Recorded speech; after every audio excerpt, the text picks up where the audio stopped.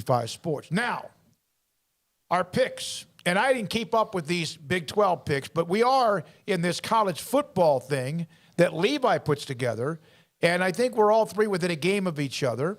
Last night, West Virginia, Virginia Tech, so we can't pick that game. No, I would have picked the Mountaineers. There is, I think that was on the ones we picked. Yeah, last. we all picked the Mountaineers. So we all did pick the Mountaineers. All right, so let's start with TCU, SMU in Dallas in what has become a very intense rivalry. You have Dykes now at TCU. Was it SMU, our good friend, Tanner Mordecai, the quarterback at SMU? I took SMU. I'm taking SMU in this one. I think they've got a little bit more offense, but I'm not totally confident in this pick.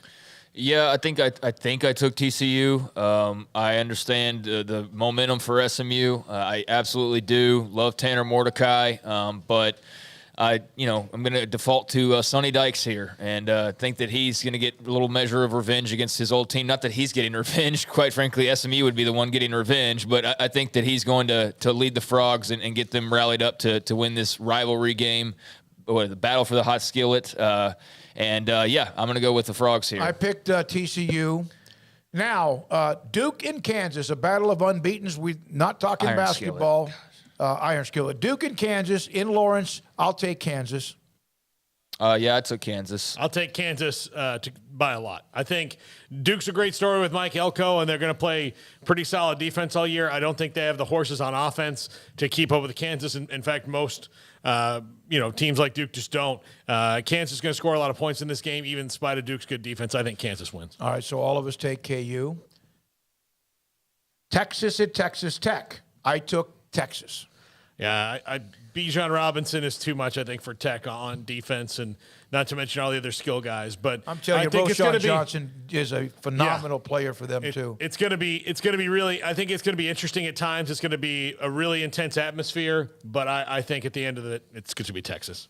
Give me Texas. We might have to midway through the year, do spreads just to make it even a little crazier. Yeah. But for right now, we are going head up, and head up. I'm going Texas, even if it's in Lubbock. I just don't trust Donovan Smith to keep a hold of the football, and I think that with just Tech's O-line right now is not great. Smith's turning it over.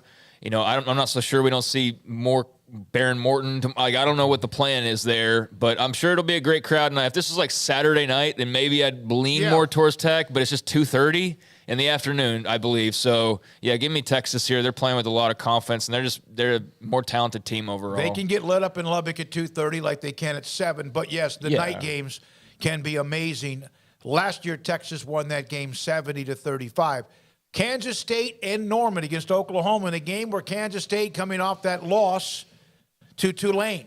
And now Oklahoma, who just buried Nebraska the week before in Lincoln. I think they get their shovels out and keep burying people. I think Kansas State has shown they don't have the offense, even on a good day or on a bad day for Oklahoma, to score with them.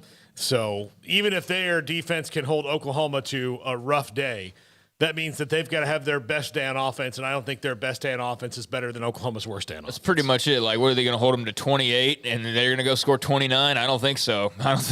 Not against Brent Venables. I'm going Oklahoma here. I don't think it's a good matchup for K-State. I know in years past it's been close, and there's been scares and even outright wins for the Wildcats, but I don't expect that here, especially in Norman. I think K-State's had to have probably a pretty long look in the mirror this week and try to figure out what they can do to get this offense going. But Adrian Martinez is he's not the guy that I thought he and probably many others thought at the most optimistic, angle possible. All the good that you get from him and that talent translates over and gets maybe better coaching and doesn't turn the ball over much, like that dream scenario. That's not happening. If anything, he plays scared and worries probably too much about turning the ball over. And it's the Deuce Vaughn or nothing show. So, I'm going with Oklahoma here. Yeah, I am too. And so a lot of these games have been pretty cut and dried. The thing about Kansas State is that Adrian Martinez has really not even had a game there. That he had some clunkers, but he had some big games statistically with Nebraska and games that they lost, and he would then have that deadly killer turnover or so. He hasn't even been in that position so far. They've kind of tied him up, but let's see, Kansas State, Oklahoma, we all take Oklahoma.